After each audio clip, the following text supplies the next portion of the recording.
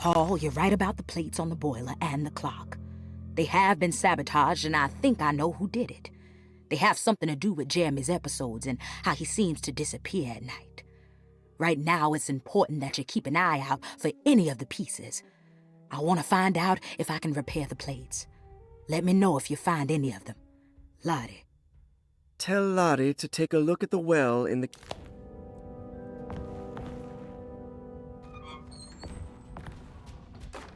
Dr. Elmore Lee Gray is Desetto's chief doctor. Accounting and all administrative work is handled by me, Paul Waits. Magdalena Thompson, or Mags, is responsible for the household. Jean-Baptiste and Charlotte Tabois are responsible for keeping the guests' medical regimens in check.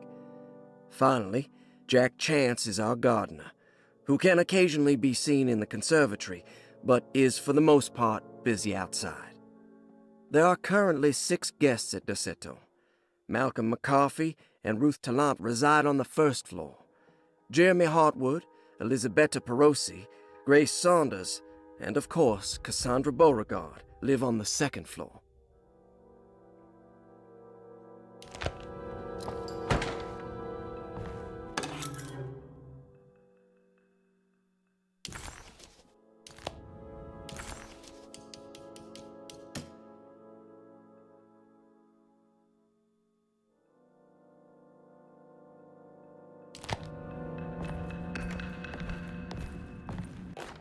Saw your notice in the boiler room. You should know Mr. Chance won't be coming back. I got no business being in there myself, but you can take a valve from the wine cellar if you want to try to stop the steam pouring out. Be careful.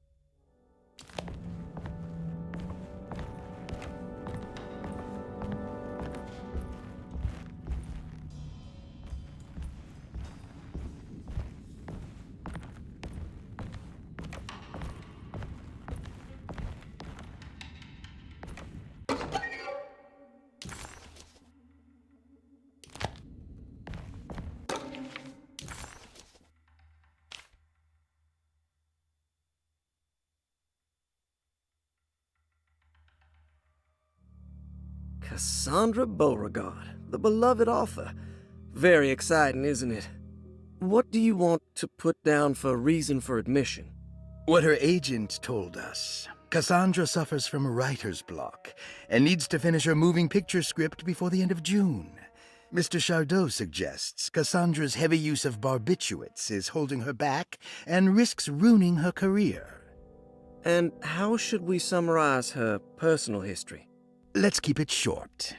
Cassandra Beauregard is a beloved crime author who managed to pull herself out of poverty and into stardom. 5 years ago, she tried killing herself by jumping off a balcony. The incident left her a cripple and now relies heavily on her wheelchair. And for diagnostic impressions? Cassandra suffers chronic back pain following her suicide attempt. She self-administers morphine to keep herself ambulant. Grace Saunders, 11 years old. Reason for admission? The mother insists on strict supervision by a proper gentleman to avoid further perversion of Grace's adolescence. Personal history? Grace's family possesses modest wealth and status. Her childhood seems ordinary, spending most of her time with private teachers and family friends. Grace's father recently passed away, leaving her mother the sole caregiver. And diagnostic impressions? Grace has trouble dealing with her father's death. She is willingly suppressing her feelings on the matter and isn't properly acknowledging the trauma she suffered. Any planned treatment?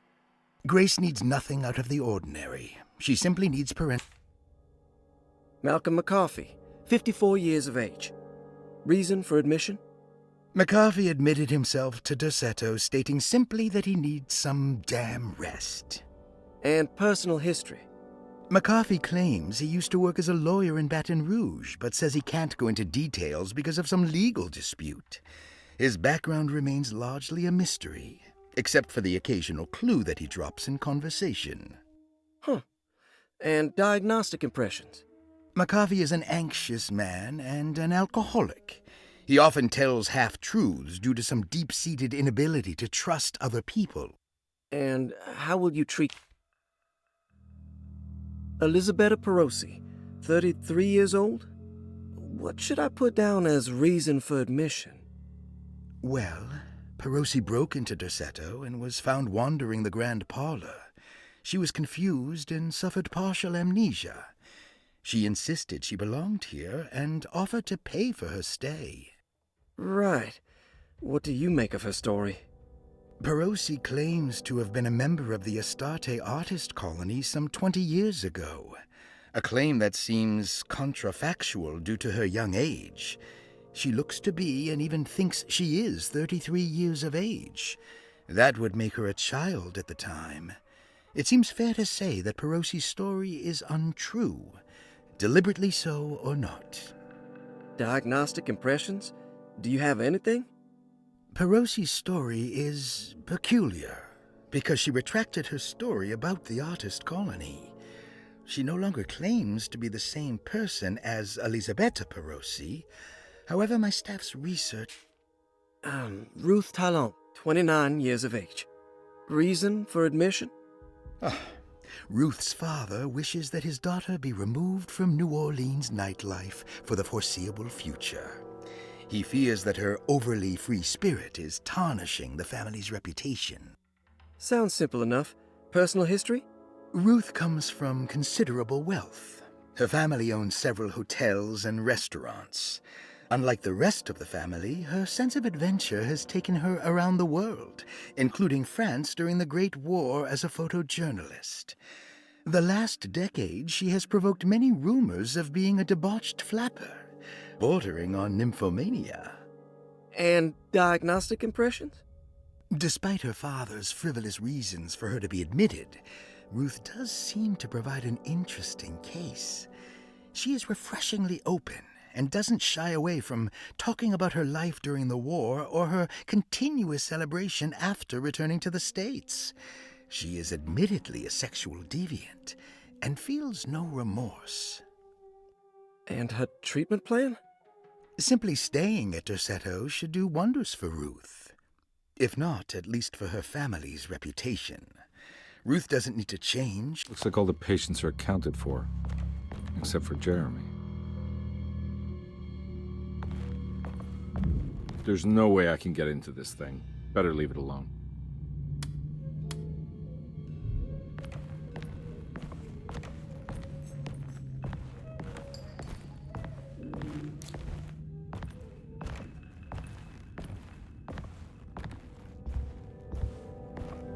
I need the key.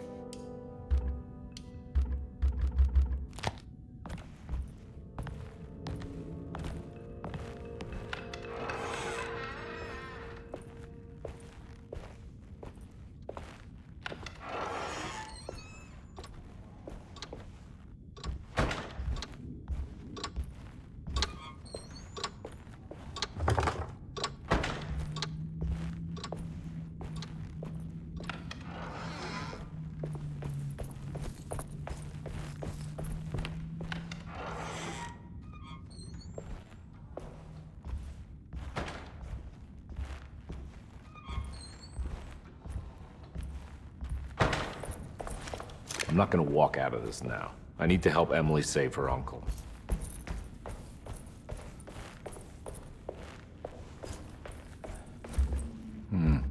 I need the key.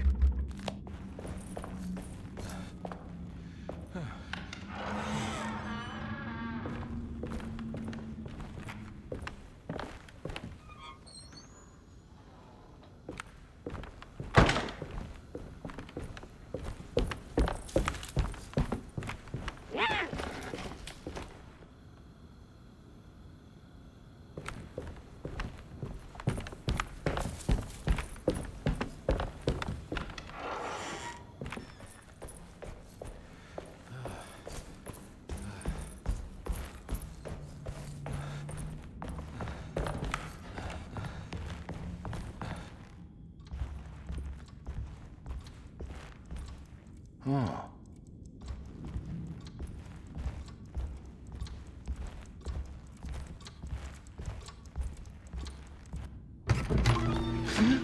Yeah, sorry, Detective. Didn't mean to obstruct justice or anything. That's fine.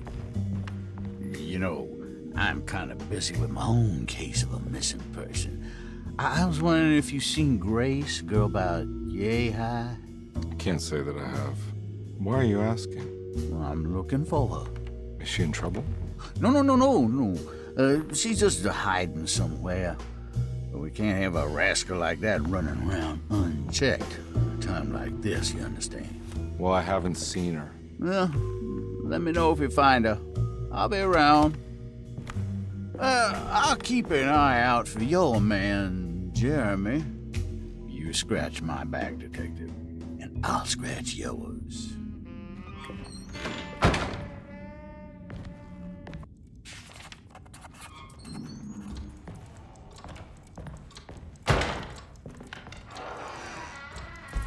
It's stained. Looks like some kind of rot.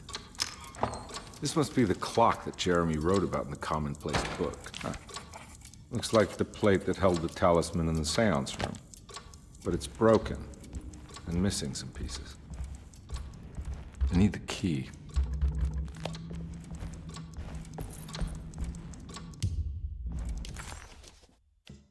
If it wasn't for the collection of peculiar statues, the old astronomical clock would draw every eye in the room. To Conby, it wasn't the intricate clockwork that stood out, but the odd-looking plate.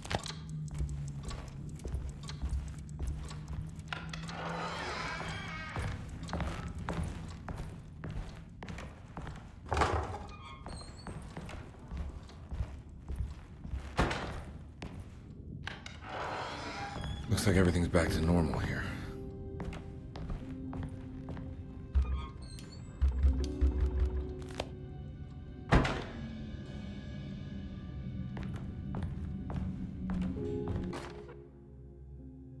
Emily's here.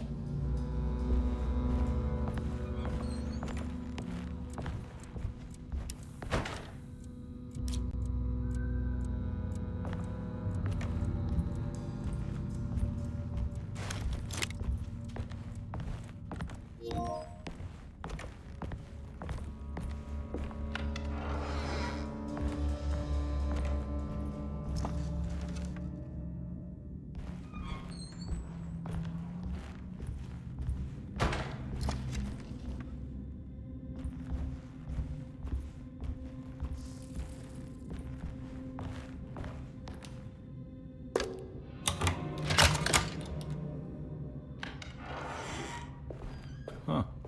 How eccentric.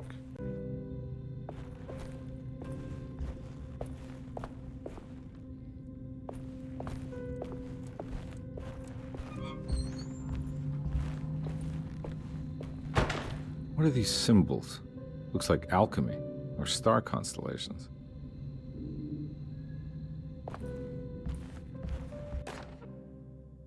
I did it! I crossed the thresholds to my intended destination without a focusing device. My talisman now knows these roads, and I have no need for the plates. I can find my way to Lafayette as easy as I find my own room. I visited the grave of my father and seen the oven waiting for me. Thank you for opening these doors.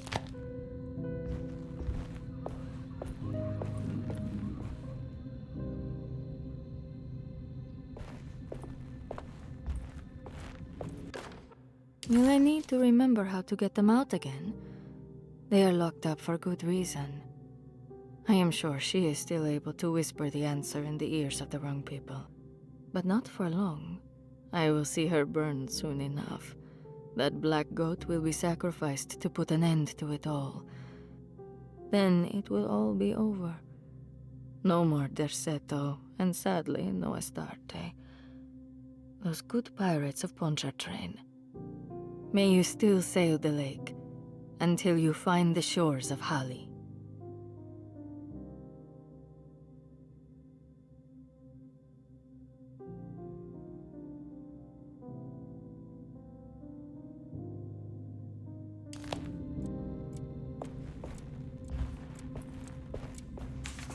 Astarte Artist Colony. I remember hearing about their disappearance. Must have been 15 years or more now.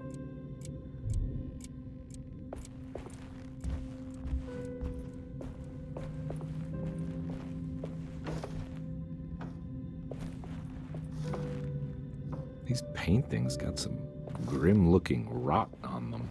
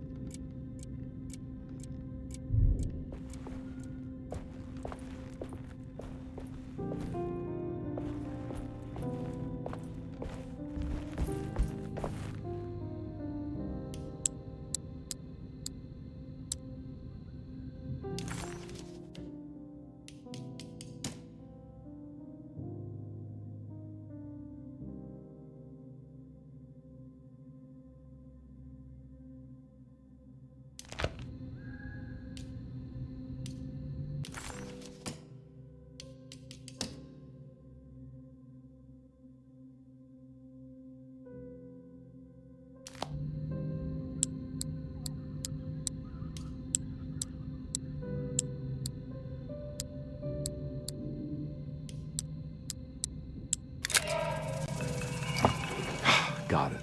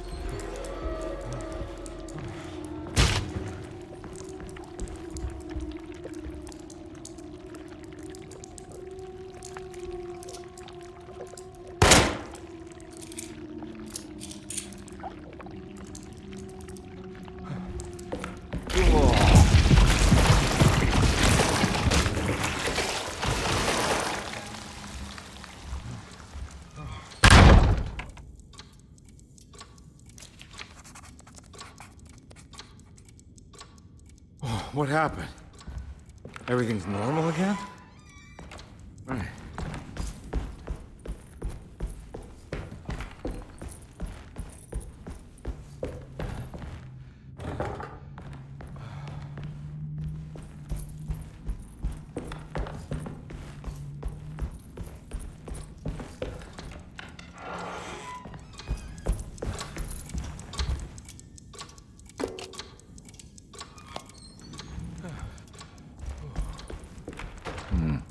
I need the key.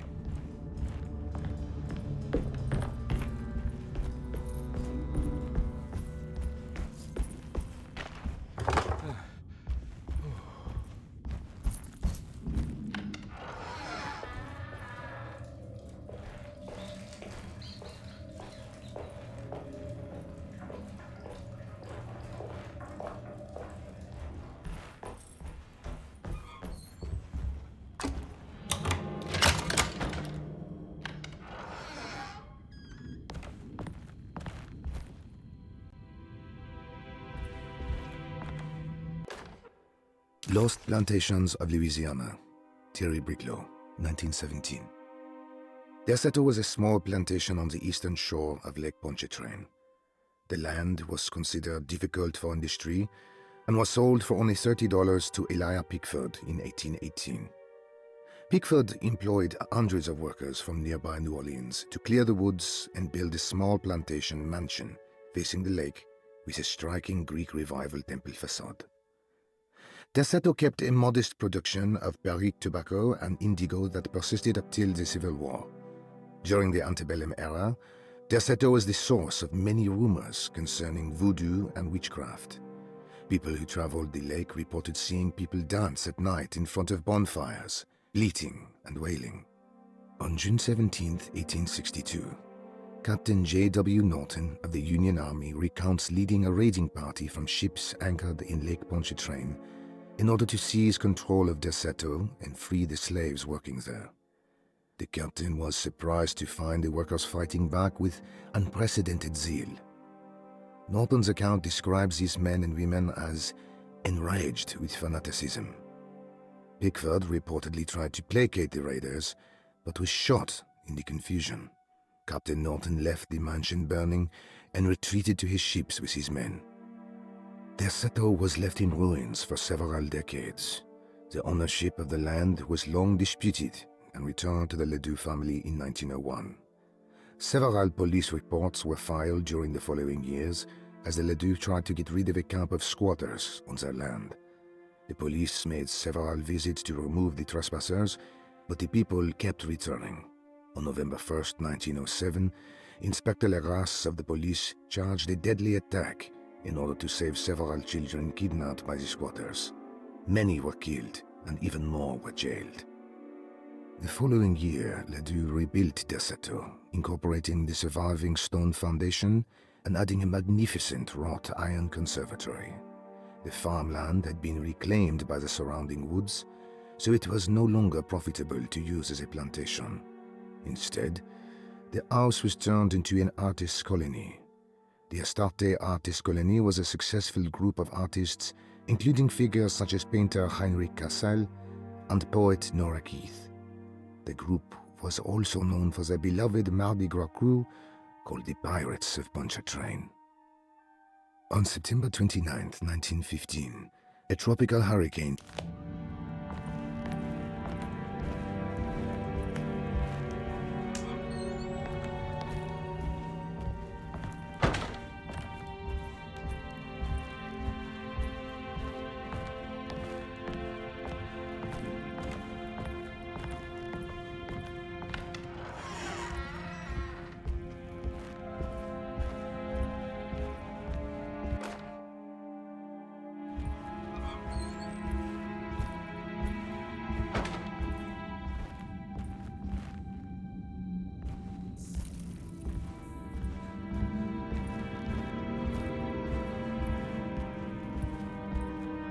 It's wedged shut.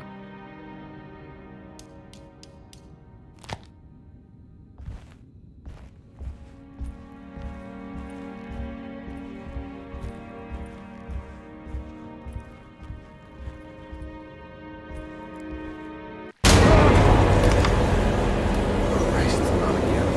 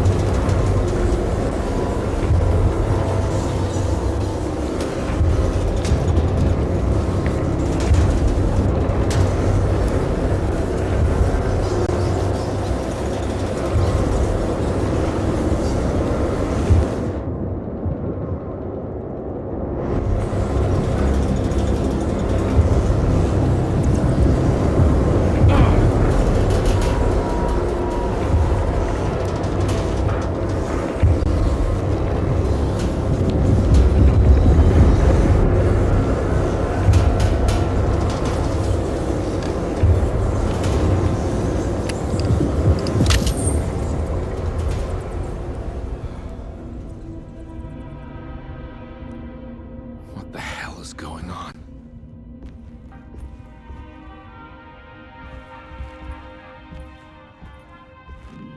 Ooh.